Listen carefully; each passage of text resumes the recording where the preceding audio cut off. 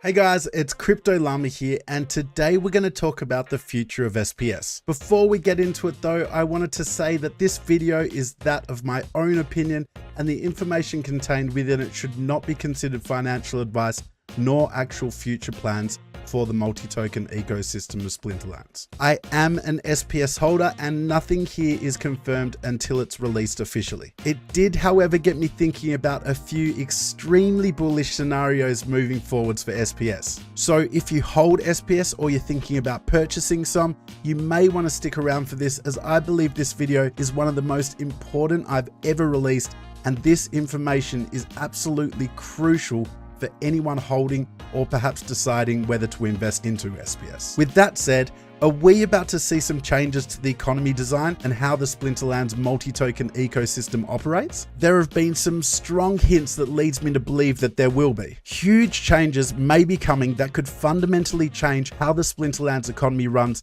and I really wanted to share my thoughts here with you. Our goal with dark energy crystals was to have them be a relatively stable token.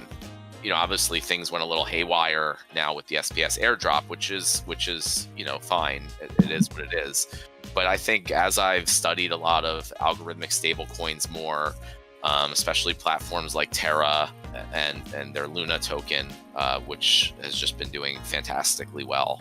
For algorithmic stable coins, sometimes they're backed by other assets. Sometimes they're backed by some type of, algorithm or bonding structure that never really seems to work well. But the way we used to back dark energy crystals in the past was they're backed by our products. So, at some point, I think, Chaos Legion packs will be available for 4,000 dark energy crystals. So if dark energy crystals prices ever fell on the market to where 4,000 dark energy crystals was significantly less than $4, they would be bought up quickly by people who are interested in getting Chaos Legion packs at a discount.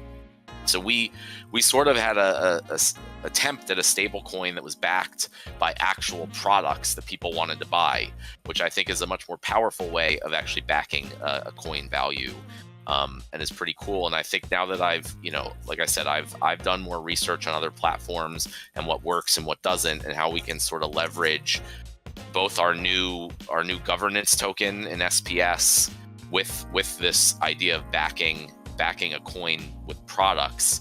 I think we can do something similar, but potentially better than even what Terra is doing with their stablecoin mechanism. So Matt suggested here that he'd like SPS and DEC to be something similar, but even better than Terra coin. But to understand what he's talking about though, let's briefly take a look at how the Terra ecosystem operates. Terra's stablecoins are backed by Terra's native Luna coin, but not in the same way that other stablecoins are. Terra uses a mint and burn mechanism where $1 worth of Luna can be burnt to mint $1 worth of UST, and $1 worth of UST can be burnt to mint $1 worth of Luna. This dynamic allows UST to maintain its peg due to supply and demand. If UST is worth more than $1, then it incentivizes Luna holders to burn Luna for UST, because they could turn around and sell that UST for another stablecoin or token for more than $1.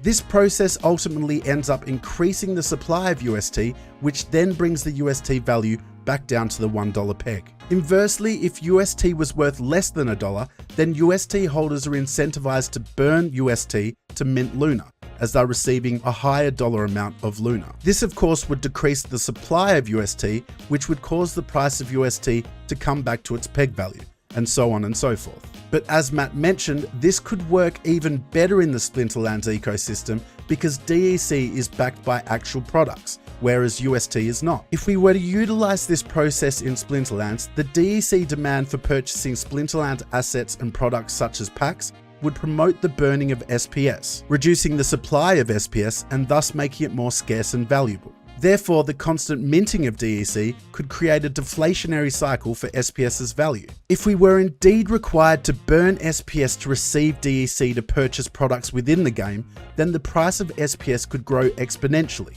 But what else could we see happening with SPS and DEC moving forwards? And basically have Splinterlands be its own DeFi platform, right? If you have a stable coin and you have all this stuff, can you do lending, right? Why wouldn't you be able to put up Splinterlands cards or land or other assets as collateral?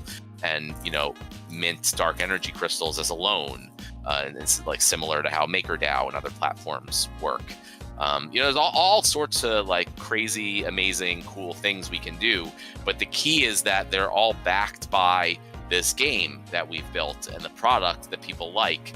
And it's not all just, sort of coming from nothing, as a lot of these DeFi platforms are. They don't have any actual underlying value kind of backing everything that they're doing. It's clear from this clip here that a Splinterlands DeFi platform could also be a big possibility with lending as well. But how exactly would this work? If we were to use the same structure of MakerDAO as Matt suggested, we could mint dark energy crystals with loans. Through the use of CDPs, SPS could be tied to DEC, which would also ideally stabilize DEC. But what are CDPs? CDPs are collateralized debt positions. So users who have collateral assets, such as SPS, could deposit these assets into a smart contract to generate DEC. The SPS asset here would be considered the collateral for the loan. Once these SPS assets are deposited, the user has the ability to generate the equivalent value in DEC.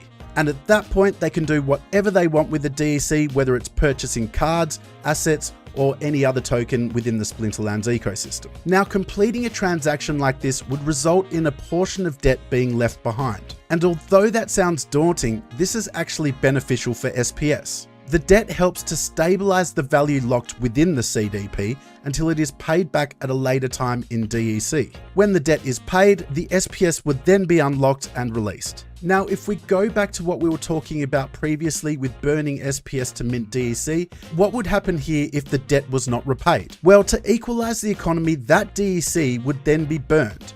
More SPS would also be burned to unlock the SPS that was used to front the CDP, and a continuous cycle would form.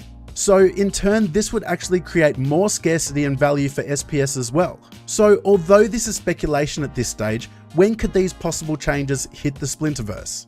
Of all the things we're doing with SPS, there's things that I think are more exciting and innovative. A lot of those things are going to come later in the year, though, after the airdrop is done. I just think, we kind of want to wait for the airdrop to complete and things to settle down for a little bit before releasing some of the new and interesting features that we plan. So, I'll save that for later in the summer, maybe. This actually makes a lot of sense because in order to implement a change of this scale, we would need to see DEC come back down to its peg value. This way, DEC holders wouldn't be penalized from holding bags because the value of DEC would already be back at its designed peg value.